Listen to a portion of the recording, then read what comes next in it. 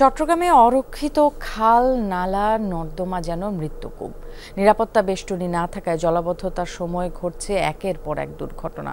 গত কয়েক বছরে প্রাণ গেছে 14 জনের। দুর্ঘটনার পর সেবা সংস্থাগুলো সাময়িক তৎপর হলেও মিলছে না স্থায়ী সমাধান। সামান্য বৃষ্টি হলেই চট্টগ্রাম মহানগরীতে পানির নিচে তলিয়ে যায় সব খাল, নালা, নর্দমা। আর সেখানে পড়ে প্রাণহানি গত কয়েক বছরের নিয়মিত ঘটনা।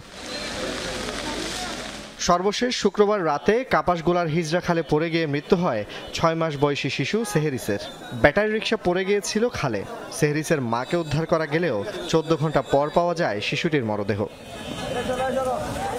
প্রতি বছর দুর্ঘটনার পর সেবা সংস্থাগুলো সাময়িক তৎপর হলেও মিলছে না স্থায়ী সমাধান। একের পর এক দুর্ঘটনা ও প্রাণহানিতে ক্ষুব্ধ নগরবাসী। এটা আমার জন্য নিরাপদ না। আমি যে এখন বর্তমান বয়সের মাধ্যমে চলি, আমি পড়লে তো আমি মরে যাব। কোনো মানুষের নিরাপদ নাই। দেখেন এখানে রাস্তাটা দেখেন কি অবস্থা আছে। ওইখানে একটা গাড়ি পড়ে যেতে পারে।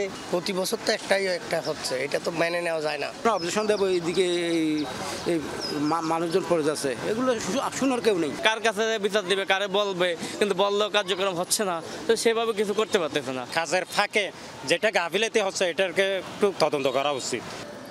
চট্টগ্রামের সড়কের পাশে সব খাল, নালা, নর্দমা এবং বিভিন্ন প্রকল্পের খোঁড়াখুড়ির গর্ত, সবগুলোই উন্মুক্ত এবং অরক্ষিত।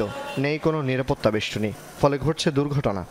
তো রাস্তার পাশে মানে নালা খালগুলিকে ফেন্স মুখযুক্ত করতে হবে। এটা যদি করে দেওয়া হয় তাহলে অ্যাটলিস্ট প্রাথমিক আমি যে একটা নিরাপত্তা, সেই নিরাপত্তাটা আমি পাবো, এবং পরবর্তীতে সড়ক শৃঙ্খলা সহ অন্যান্য কাজগুলিও সরকারকে করতে হবে। এজন্য জলাবদ্ধতা নিরসনের দায়িত্বপ্রাপ্ত সংস্থাকে দুষছেন সিটি মেয়র। সেবা প্রদানকারী সংস্থাগুলো আমাদের সাথে কাজ করছে, তারা যখন কাদের সুবিধার্থে কিছু কাজ করতে গিয়ে আমাদের যে প্রিভেন্টিভ ওয়ালগুলো ভেঙে দিচ্ছে অথবা কোনো ধরনের বাদ দিচ্ছে, সেগুলো তারা যদি কোনো সমস্যা হয়ে থাকে আমাদেরকে জানাবে, না হয় তাদের ওয়াল তারা করে দেবে। যদি সিডিএর যে কাজগুলো তারা সেভাবে না করে, আমরা সিটি কর্পোরেশনের পক্ষ থেকে আমরা ইনশাল্লাহ সেগুলো করে দেব। গেল 2021 সালে 30 জুন মেয়রগলিতে সিএনজি চালিত অটোরিকশা খালে পড়ে 2 জনের মৃত্যু হয়। একই বছরের 25 আগস্ট মুরাদপুরে নালায় পড়ে নিখোঁজ সবজি বিক্রেতা সালেহ আহমদের মরদেহও পাওয়া যায়নি আজ পর্যন্ত। সে বছর 27 সেপ্টেম্বর আগ্রাবাদের ড্রেনে পড়ে কলেজ ছাত্রী সাদিয়া এবং 7 ডিসেম্বর 16 শহরের নালায় পড়ে কামাল নামে এক শিশুর মৃত্যু হয়। জুবায়েত ইবনে শাহাদাত, যমুনা নিউজ, চট্টগ্রাম।